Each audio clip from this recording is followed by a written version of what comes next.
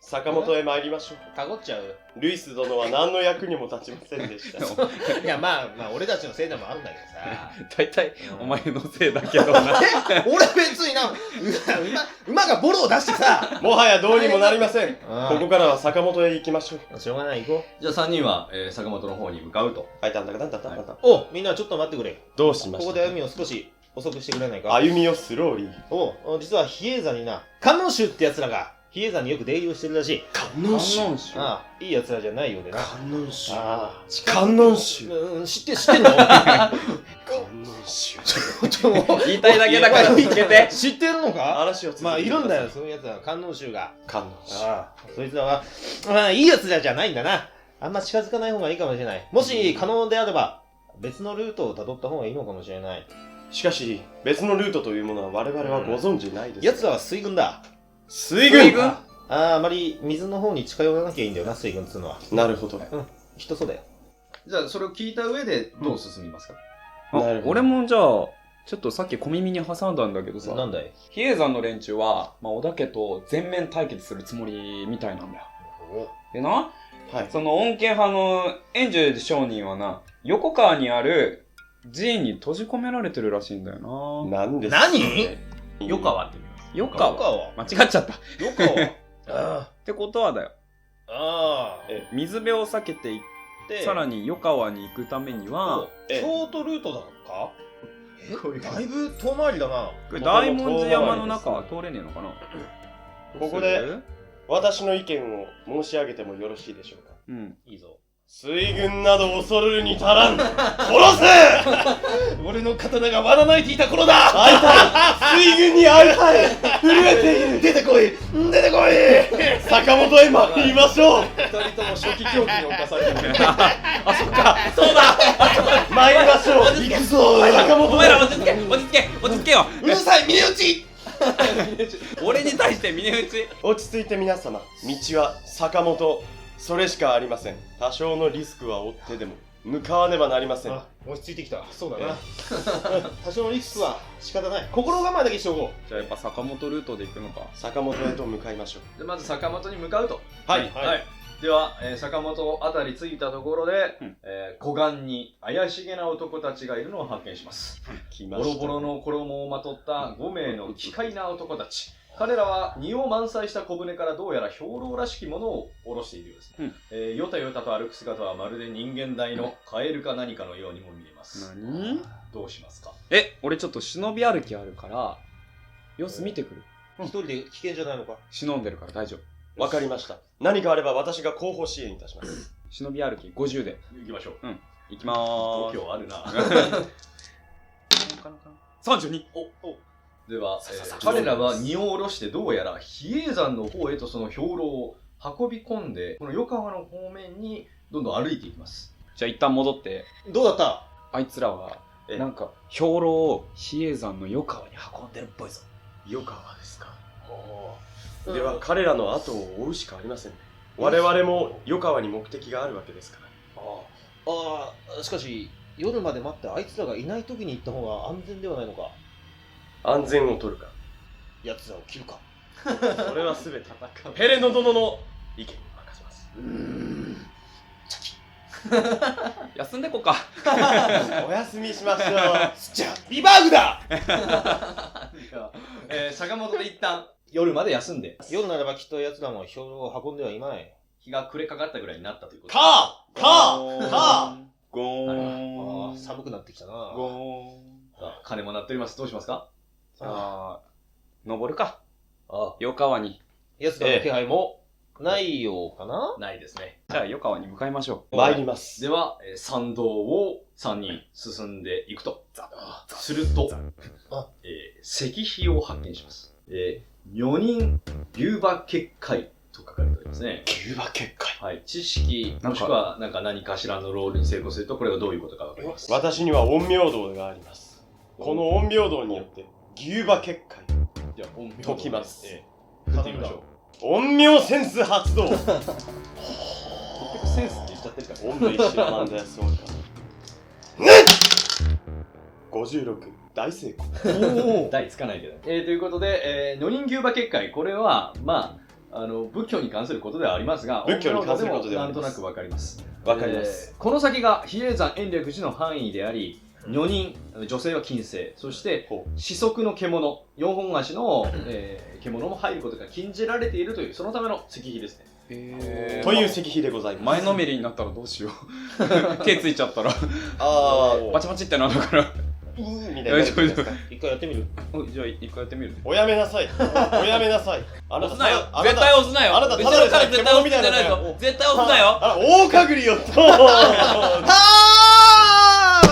て言って、石碑の向こう側で足をついてしまった大岡栗将軍は、めーという聞き慣れない鳴き声が、聞こえています。聞こえる。そこには、犬より二回りほど大きく、妙にモコモコとした毛に、包まれた黒い4足の生き物がおりました。ぎょろりとした瞳は縦に細長く、奇怪な鳴き声を残し、その獣は消えます。将軍殿、いかがいたしましたか。お前ら見えなかったのかな。見えてな何があったのですか。いやなんか4本足の獣みたいのがいたけど。 4本足の獣。獣はだいたい4本足だよ。それはあなたのことではないのですか。俺だったのかな。全く頭がおかしい。何言ってんの。参りましょう。そういう使い方気にすることなく。では歩みを再開しましょう。石碑の中に、結界の中に入り、さらに余川を目指します。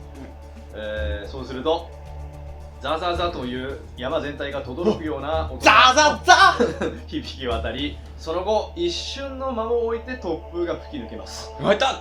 そして風とともに去りぬ。ここを去ろう。帰りましょう。 3人が帰る。みんな帰りましょう。もう怖いよ。奇怪な読経の声が聞こえてきます。数十名にも及ぶ人間の大音情、この読経は全体に響き渡ります。もし仏教に成功すれば情報が引き出せますが、今日取ってない。ということで、この異様な読経に包まれた探索者はパワー ×3 のロールを行ってください。かけるペレの良い力。45。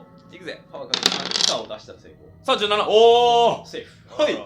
大かぐり殿、怖いから JB の裾をつかみながら振ってもいいかな。私の裾が私の裾がおやめください。52失敗。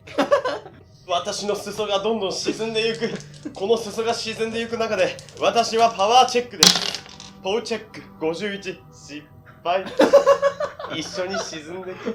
では、失敗した JB と大岡栗は、気がつくと見たこともない砂漠のど真ん中に立っていました。見渡す限り白い岩の砂漠が続く。そこには巨大な黒い神がいる。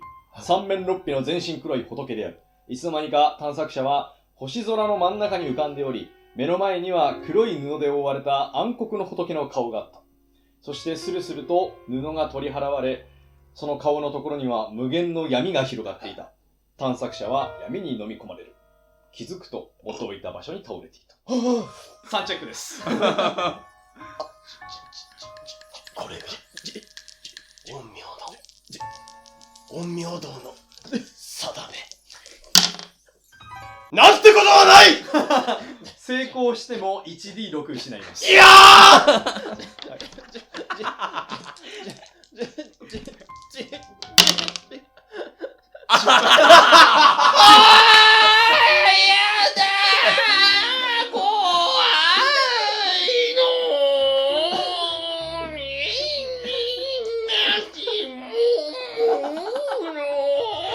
長い長い。長い。94で失敗しましたので、まず JB は 1D6 振って失ってください。全く致し方ありません。5です。これいやこれあれじゃん。一時的強化。なんでなんだろう。では、あなたは5を失った後にアイデアロールをどうぞ。おや正気度が減少しつつ私は何かをひらめきそうです。ひらめきの舞66ですね。成功してしまったのであなたは発狂します。大発狂。陰陽発狂です。黒い仏に理解して納得してしまいましたので、なるほど。あなたは発狂します。わかります。はい。私は今発狂しています。ということで、大発狂でござい10ます。面ダイスをどうぞ。うん。私は今発狂しています。この仏の顔見ろ。この畑ではないですが、仏を見るとこの6ですね。つまり震えが止まらないです。制御不能な震えが全身を覆う。行動するごとにデックス ×5 に成功しないと転倒する。震えが止まりません。会いたいです。あの仏の顔に会いたいです。もう一度ラブミーテンダー。それでは、3チェックで失敗した大かぐりさんは、1D20 失います。20面ダイスがあったの。 1D20 やばい。私の陰陽道が将軍さんが大変なことになり10ます。失います。ただし、シュラロールに成功すると L 量を1減らせます。将軍さんの周りに修羅の気配です。シュラロールは10面ダイス2つ。ペレノ殿、将軍さんから修羅の気配が。これがまさに聞く修羅か。こんなところで負けるわけにはいかないか。90で失敗。ダメだ。修羅の気配が消えていきます。今いくつになりましたか？何だったのでしょう。55。今 GAB はいくつですか？産地。52でございます。52。震えが止まりません。最初あんなにあったのに。はい、ではアイデアロールをどうぞ。大かぐりさん。これ以上何もしないだよ。43成功しましたので発表します。10分ダイスを振ってください。将軍殿。4が出たので感情的な爆発を起こす大笑い大泣きなど。将軍殿。どうしましたか、将軍殿。誰か俺のを握ってくれ。翔雲さん誰か。どういう将軍殿。なんでもうダメだ。ダメだ。おかしい。ペレノ殿、彼はもうダメです。阿鼻教官を見た、ペレのよいち3チェックです。とばっちりじゃん。完全にとばっちりじゃんこれ。くっそ、お前ら発狂しやがって。俺だけは発狂しないぞ。48成功した。30失いませんでした。しっかりして。はい、じゃあ震える人と大笑い大泣きしてる人、まあちょっとしばらくして落ち着いたところでですね。落ち着きました。これ落ち着ける？大丈夫？落ち着ける？落ち着いたところで、私はいつでも今保ちます。横川に向かってる最中ですね。